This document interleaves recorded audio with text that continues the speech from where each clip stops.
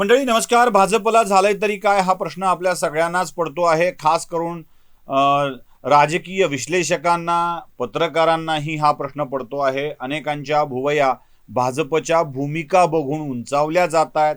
भाजपच्या नेत्यांकडून याचं उत्तर मात्र मिळत नाही. आपण शोधण्याचा प्रयत्न करणार आहोत. एकसंघ असलेली, खूप चांगलं काम करतं असा दावा करणारी, आमचं नेटवर्क आहे म्हणणारी भारतीय जनता पक्ष. भारतीय जनता पक्षाचं ब्रीदवाक्य आहे, प्रथम राष्ट्र, नंतर पक्ष, नंतर स्वतः.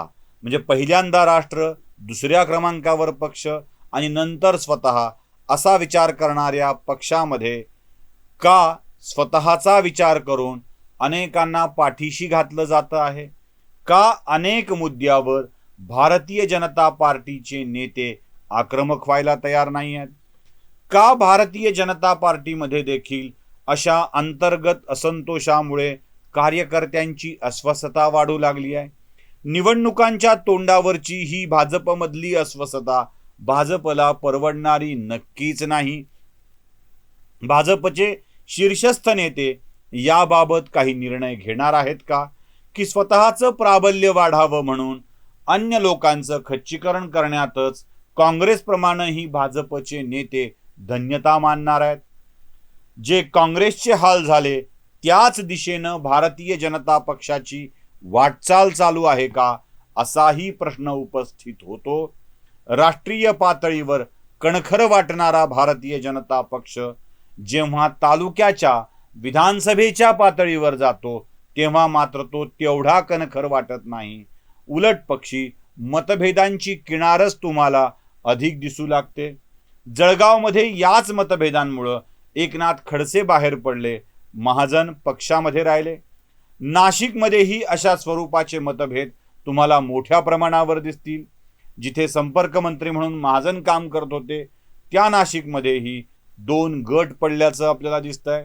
प्रदीप पेशकार यांचा एक वेगळा गट आहे, फरांदे वेगळंच काम करतायत, आणखी काही नेते वेगळंच काम करतायत.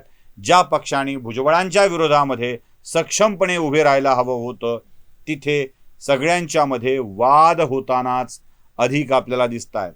पुण्यामध्ये गिरीश बापट फारसे सक्रिय किंवा खुश दिसत नाहीत. गिरीश बापट चंद्रकांत पाटलांचं खच्चीकरण करण्यासाठी प्रयत्न करताना दिसत आहेत. अमित शहांच्या सभेमध्ये बापटांनी अनुपस्थित राहून आपली नाराजी दाखवून दिली होती आणि शहांना बोलवायला लावून आपली ताकदही दाखवून दिली होती. पण गिरीश बापटांचं आपल्याच अध्यक्षांसोबतचं हे वैर पुण्यात भाजपला परवडणार आहे का?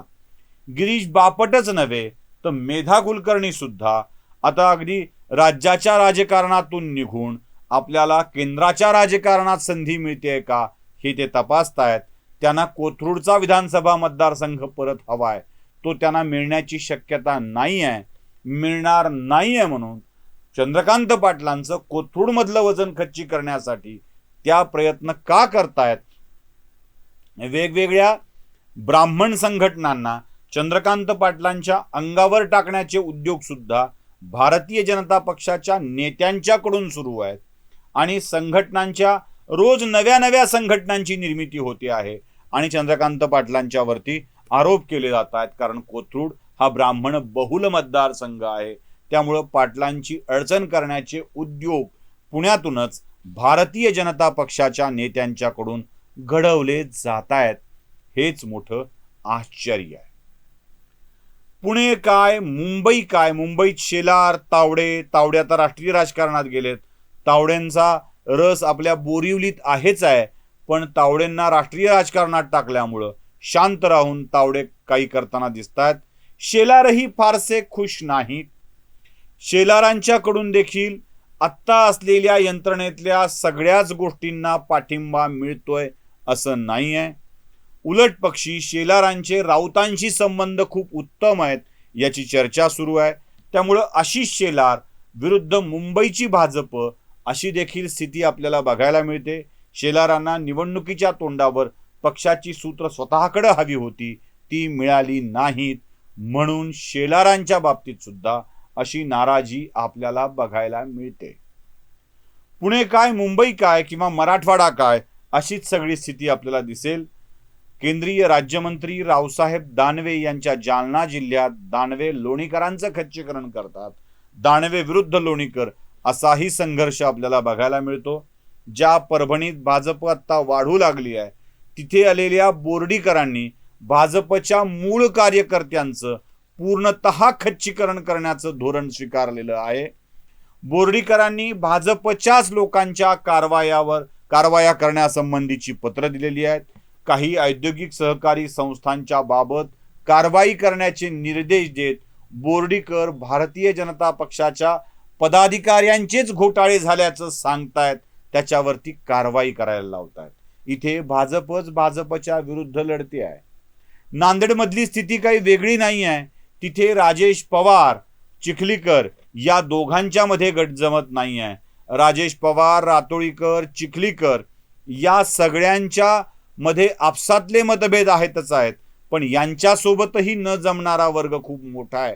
खरं तर एक खासदार, एक विधान परिषद सदस्य आणि 2 विधानसभा सदस्य अशी नांदेडात ताकद असून सुद्धा भारतीय जनता पक्ष तिथे अजूनही वृद्धिंगत होताना दिसत नाहीये, फारसं यश मिळताना दिसत नाहीये.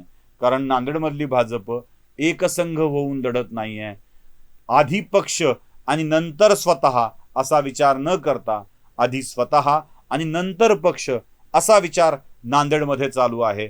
इथे सुद्धा स्थानिक निवडणुकांमध्ये भाजपला यश मिळू शकलेलं नाहीये. अर्थात नांदेडमध्ये अशोक चव्हाण खूप ताकदवान नेते आहेत हे देखील मान्य करावं लागेल. लातूरमध्ये सुद्धा असंच आहे. लातूरमध्ये संभाजी पाटील निलंगेकर जे माजी मंत्री, ज्यांना जिल्ह्याचे नेते असं म्हटलंय, त्यांच्यावर नाराज होत जिल्हाध्यक्षांनी ग्रामीणच्या जिल्हाध्यक्षांनी शहरामध्ये सामावून न घेतल्याबद्दल राजीनाम्याचं अस्त्र उचललेलं आहे. ते राजीनामा देऊन मोकळं झालेत. आमदाराचं, औशाच्या आमदारांचं आणि निलंगेकरांचं देखील जमत नाही. या दोघांच्या मधून आडवा विस्तव सुद्धा जात नाही. याचा परिणाम लातूर मनपाच्या निवडणुकीमध्ये भाजपला भोगावा लागण्याची शक्यता आहे. हे झालं भाजपतल्या मतभेदाविषयी. याच मतभेदामुळे भारतीय जनता पार्टी काही आश्चर्यकारक पावलं उचलताना दिसते आहे. अमित देशमुखांच्या वरती वेगवेगळे आरोप समाज माध्यमातून होत असताना भारतीय जनता पार्टीचे शीर्षस्थ नेते अमित देशमुखांच्या विरोधात ना बोलायला तयार आहेत, ना तक्रार करायला तयार आहेत, ना केंद्राकडून त्यांच्या चौकशा करायला भूमिका घेत आहेत. अमित देशमुखांना भारतीय जनता पक्ष एवढा स्पेअर का करतोय हाही प्रश्न आहे. का अमित देशमुखांना भविष्यात भाजपत घेता येईल या संबंधीची चर्चा चालू आहे का, या संबंधीचा विचार चालू आहे का, याचाही विचार करण्याची वेळ भारतीय जनता पक्षात आलेली आहे. आणि जर तसं असेल तर भारतीय जनता पार्टीचा लढणारा कार्यकर्ता शांत होईल अशी स्थिती तुम्हाला बीड जिल्ह्यातही दिसेल. धनंजय मुंडे यांच्यावरती कारवाई करताना, आरोप करताना भाजपचं तोंड बंद झाल्याचं दिसतं. अमित देशमुखांच्या सोबत जो काही आपलेपणा भाजप दाखवतो आहे तोच आपलेपणा धनंजय मुंडेंच्या सोबत देखील भाजप दाखवतो आहे. यातही काहीतरी गुळपीट आहे का? आपल्या पक्षाच्या नेत्याच्या ऐवजी अन्य लोकांना स्पेअर करणं, यातही भाजपाचे काही रणनीती आहे का, याचा विचार करण्याची वेळ भारतीय जनता पक्षावर आलेली आहे. भलेही विधानसभा आणि लोकसभा निवडणुकीत मोदींच्या नावावर भाजपला यश मिळेल, पण स्थानिक निवडणुकात मात्र भाजप अपयशी ठरतोय. याची नोंद भाजपनं घेण्याची गरज आहे. भाजपनं नाही घेतली तर पुन्हा एकदा अपयशी होऊन सगळीकडे भाजपचा पराभव होईल, हे देखील लक्षात ठेवणं आवश्यक आहे. नमस्कार.